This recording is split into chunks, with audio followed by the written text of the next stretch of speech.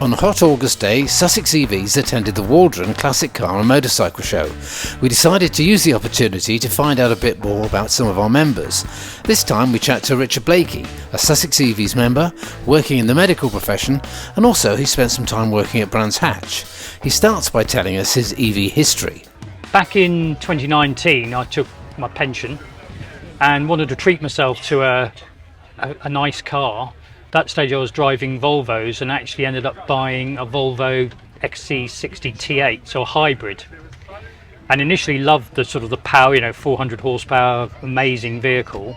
Within a couple of months I actually realised I was driving almost entirely on electric, even though it was only 100 of the 400 horsepower, and actually just really liked the idea that I was doing this without having to use a combustion engine.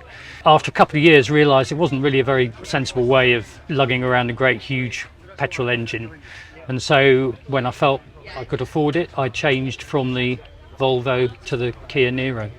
Early on in COVID pandemic, because I worked for the NHS, I was able to get a charger fitted quickly using the government grant. Initially was just charging the hybrid, but obviously since going to full electric we've been able to charge this, and my wife used her pension as well to get an EV, so we're a 2 EV family. We probably would have been better off leasing, as we've heard now, but actually in the end we're happy to be early adopters and take some of the pain of buying the EVs and hope that other people do the same. And what do your friends and family make of your transition?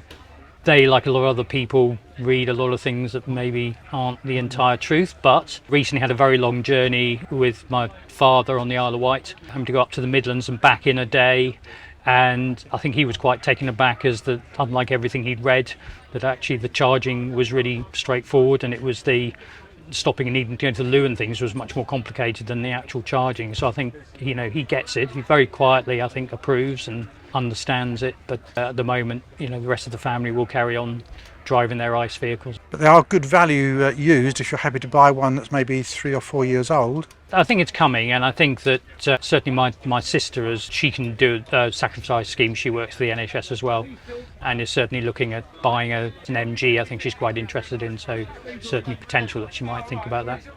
So are many of your colleagues in the NHS as aware as perhaps you are of air quality issues with combustion vehicles? I still do some work for the NHS, and a lot of it they're aware of air quality and in general about climate change and things. The NHS is doing its bit to try and change, slower than I'd like, and I do sort of interact with them a lot to try and get them to do more, but they are aware of it, and quite a lot of my colleagues have got EVs as well, so certainly there's I think a faster shift amongst medical colleagues than there is amongst the general population.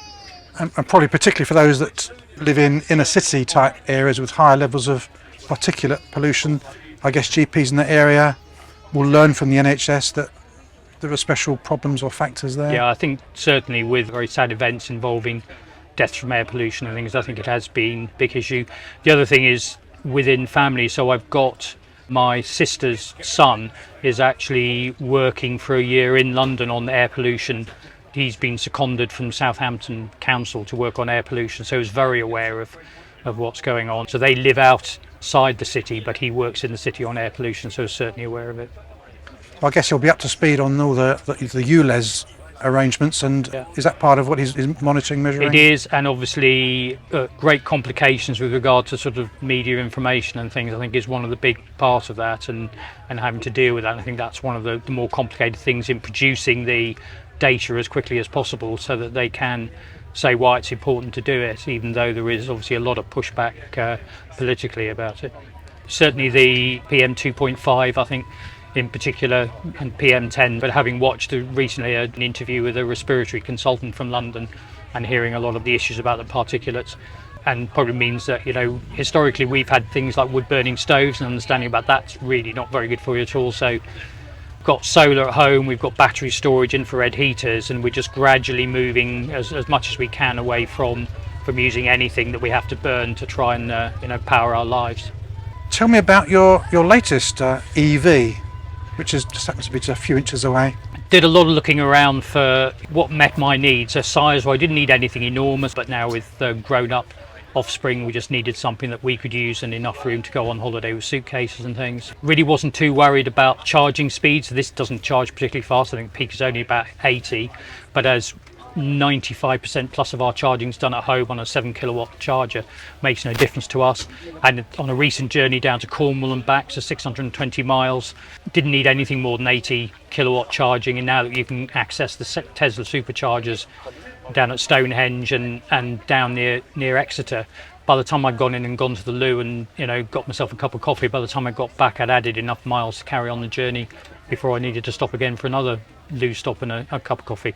The efficiency of it is 4.5 to 5 miles per kilowatt hour, is exactly what I need. In addition, was very fortunate to have a friend who works for Kia and managed to get a little bit of a discount as well, which made it slightly more affordable. And it just is a really good, reliable car. Just happy with the comfort and all the gizmos and things. So yeah, it's sort of just ideal for us at the moment. I'm slightly risk averse about these things, so I will probably stop slightly more often than I need to. And even if it was only 260, 270 miles, it's never been an issue at that sort of range, because I think people should be stopping every couple of hours and getting a bit of fresh air. So it's easily enough range. We've never had any range anxiety with it at all. What other cars were on your shortlist as an alternative when you were shopping? Yeah, having worked at Brands Hatch and other than being involved with some sort of quite fast vehicles and things in the past, really liked the idea of the Polestar, and the Polestar was definitely sort of on the list. Just missed the boat really, because they did have some sort of nearly new ones that were going for sort of bargain prices, but missed that. What else was on it? Well, I looked at the Hyundai alternatives as well. Did look at the EV6, slightly bigger one. Thought my wife would be driving that more, and just there were some things like the visibility maybe was not quite so good as this. It was a slightly bigger car, but in the end she's got a Peugeot E208 which she drives all the time anyway. It's 5 doors, she can take people around, so she never needs to drive this. Otherwise I'm probably looking, when changing this, maybe thinking about EV3, so the Kia replacement. But there's so many new electric cars coming on the market, just much more efficient batteries, using less rare earth metals and various other things. There's a whole range of things. At the moment, unfortunately, most of them seem to be made in China, but hopefully that will change, and then we'll get sort of more of the heritage car manufacturers actually building cars similar to those. At the moment, I'll be sticking with this probably for another year or two, but then I'm sure there'll be so many more vehicles then to choose from, and battery technology, etc., will be so much further. We'll all be driving 400-mile range cars, I would guess. Tell me a bit more about what you did or do at Brands Hatch. I was one of the medical officers, so I did that for about 10 years, and obviously there was nothing electric at all at that stage, and an awful lot of fumes and a lot of Castrol X and various other things being burnt. I think a lot of us who've been converted to driving EVs have grown up liking cars, and I'd never go back now. Well, nothing would make me change back now to an ICE car. I would imagine that ICE driving sort of colleagues and contacts at Brands Hatch might find your conversion a bit strange. I don't know. If they think, well, they miss the noise, they miss the gear changing, so all right, buy an Ioniq 5N then. If you really need that sort of thing, that's the sort of money these people I worked with were spending on cars. Just get something and tell me that isn't just as good, if not better, than anything you've driven before. So I think, again, the technology, a lot of the people will change. And I think a lot of people, they may have their second car might be some souped up ICE car, but a lot of them have still got their electric vehicles at home that they use day to day. We were talking earlier about public reaction to electric vehicles, and kind of a bit disappointing the whole argument is so binary, anti. Well, I've got very strong feelings about the way the media try to divide us, and everything is yes or no, and it isn't just about electrification. There's about all sorts of areas of life. A show like this, where there's all this gasoline and diesel around, to say nobody is stopping you from doing that. I love the noise. I remember doing the historic sports car club when they had the historic Formula One cars. We're supposed to wear ear defenders, but for that first lap you have got to take the earphone and listen to the noise of all those historic Formula One cars. I think it's really important that when people almost sort of put up that sort of resistance, you can feel the antibodies in the air against your views, saying, nothing against it, do this in your own time. Maybe you'll never do it, but a lot of people will do it, and I think in time, I think this is the way it will happen. I think it's part of our role maybe is just to help people. I always feel that a good market for the expansion of electric vehicles is a second car for those families able to have two vehicles. You wouldn't see that on the front of certain newspapers that will remain unnamed, that says, well, what about, have you ever thought about buying a second-hand one? And if you don't want to pay for a proper EV charger, get an outdoor plug with a decent sort of granny cable 13 amp plug, and you can actually charge it yourself at home if you really want to sort of do the transition gently. And then buy a second-hand Zoe or a Nissan Leaf or something. If it's only got 90 miles left on range, does it really matter if actually what you're doing is you're doing 10 miles a day going to school or going to do your shopping? Again, we need the media not to feel that, you know, their hackles are up about this thing, and actually just say, well, okay, well, this maybe is an answer, and that's okay, and that isn't going to go against whatever our beliefs are about, you know, electrification and batteries and everything else, but actually that is a really good option as a second vehicle. So I think you're absolutely right, but it doesn't sell anything, does it? If you can't say anything is dreadful or great, something in the middle saying this is not too bad, that's never going to sell a newspaper or pay for an ad online, is it? So the thing is, I think that's the problem, is that, you know, we need some stories in there about what's happened, and somebody be able to say, oh, I've got my, you know, new house and it's got solar fitted and it's got batteries and maybe a heat pump, and I only do a few miles a week, so I bought a second-hand 5-year-old car and it does everything I need it to do. And we need that sort of just a reasonable everyday story. You mentioned earlier about your home. You mentioned a battery, and obviously you've got an EV charger. So you're getting close to a net zero home, are you? We're still still drawing stuff from the grid, but we do it at night. And when I check, you know, obviously you've got the online checkers, you can see what percentage of the grid is coming from renewables, and so say we're actually, you know, at least 50% of that's coming from renewables, so we're not taking a lot of sort of gas and coal, etc. We still have gas at home. Ours isn't a new house, so we've probably got a bit of work to do with the insulation, etc. But I would have thought, you know, we've got the solar, we've got the batteries, we've got infrared heaters, we've got the EVs.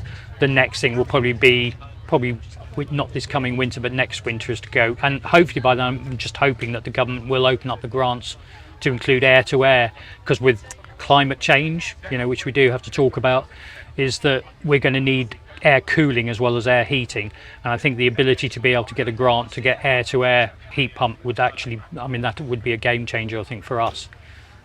Hopefully with the change of government we're more likely to get that kind of initiative, and fingers crossed autumn budget maybe when we will hear about that kind of thing. We'd probably be there now if it wasn't for Ed and a bacon sandwich, wouldn't it? But the new government have brought in experts, which obviously weren't allowed during the last government.